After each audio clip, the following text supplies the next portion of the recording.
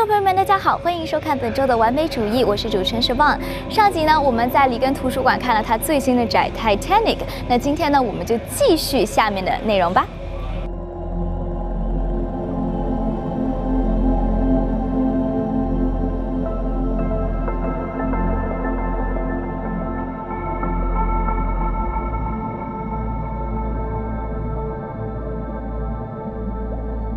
Around the corner here, this is one again from the movie. This is the Marconi room. The Marconi room is the radio operator room where they were sending out the SOS signals. Now, at the time, they actually called them CDQs, not SOS, but it's the same thing, and that's what they're doing.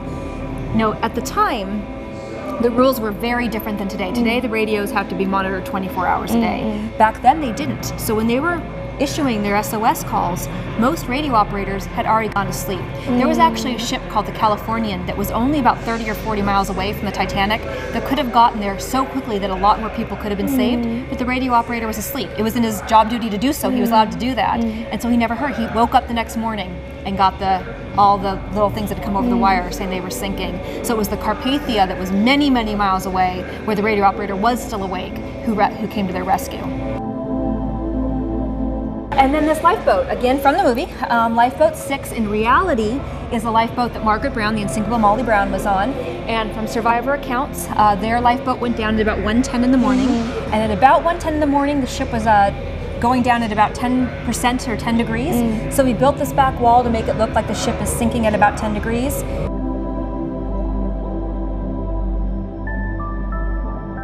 So now that we've talked about underneath the ocean and we've shown you the Titanic, we take you back up the stairs to show you the actual artifacts. The two things here that are quite interesting, this is actually came off of one of the lifeboats, but because it was still Morse code at the time, and there were so many ships sending out Morse code messages at the same time, messages were getting crossed, and so the wrong messages were getting picked up by radio operators. One of the first reports that came out, Titanic had hit iceberg, everyone's safe, ships being towed to Halifax. That was the first report that came across. Unfortunately, they were wrong. Yeah.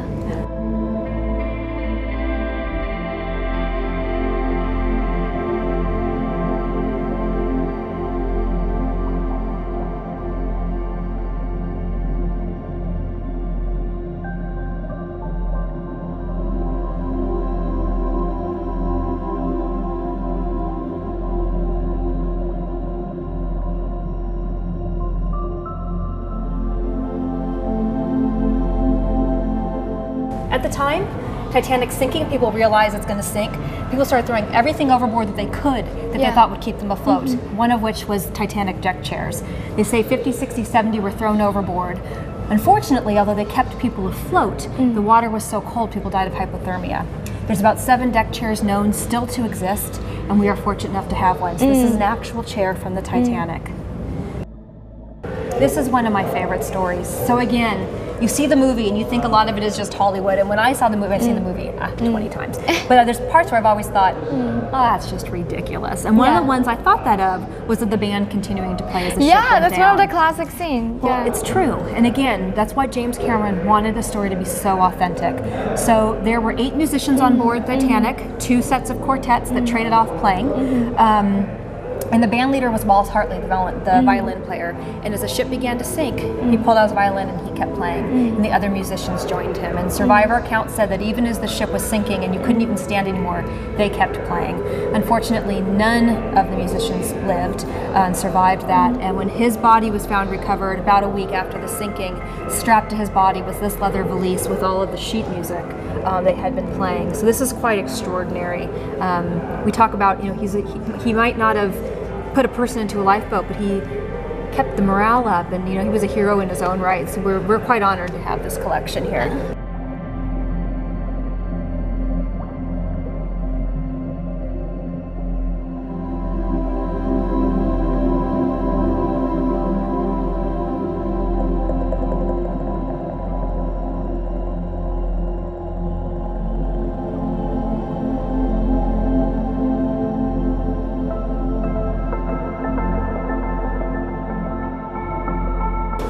When they were doing the recovery mission on the Mackay Bennett and other ships, every body that was recovered had its own canvas body bag, similar to this one, which was body for 155 for Mr. Gill.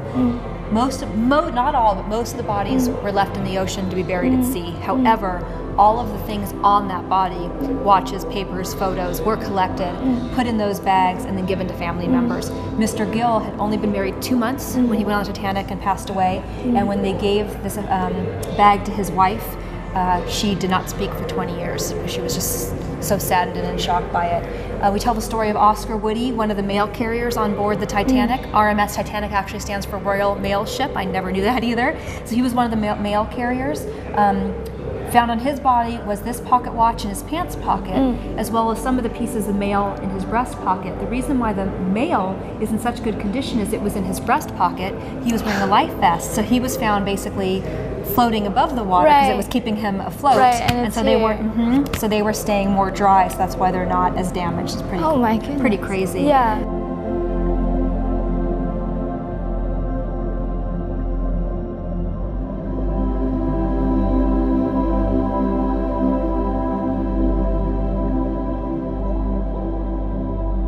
Marion was traveling on the Titanic to meet up with her fiance who was already in America, and she did survive, thankfully. She wore this coat off the ship as well as the blanket that's sitting on the deck chair over here.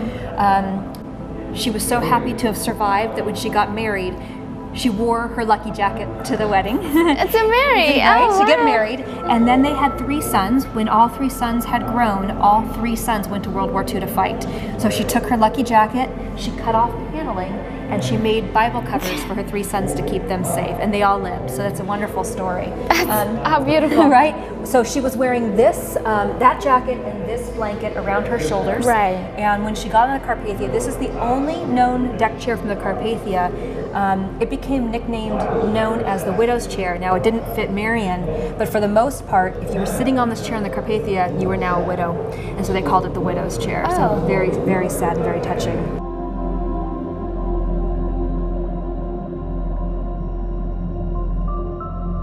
This is actually some of the pieces that were given to members of the Carpathia for saving everybody's lives. The captain of the Carpathia actually received the Congressional Gold Medal of Honor, which is one of the highest medals Congress can bestow upon a civilian. Crew members were given medals, postcards, words of thanks, actual photographs. The people that were on the Carpathia took of people in the lifeboats from Titanic. We tell that story over here. We also tell the story of Margaret Brown, the unsinkable Molly Brown. We talked about her downstairs in Lifeboat 6. She was called the unsinkable Molly Brown because she was actually quite strong. She helped row the boat. Because there weren't crew members on the boats, most people didn't even know how to row. So she helped row her boat. She helped organize relief missions, raising money for people who no longer had money. We tell that story here. This is actually her testimony of what happened that evening. She was traveling on the Titanic, bringing artifacts for a Denver museum. They all obviously or unfortunately ended up on the ocean floor. However, she grabbed one thing and put it in her pocket, which was this 1st century BC Egyptian talisman. She was so grateful for what the captain of the Carpathia did for all of them that she gifted the Egyptian talisman to the captain.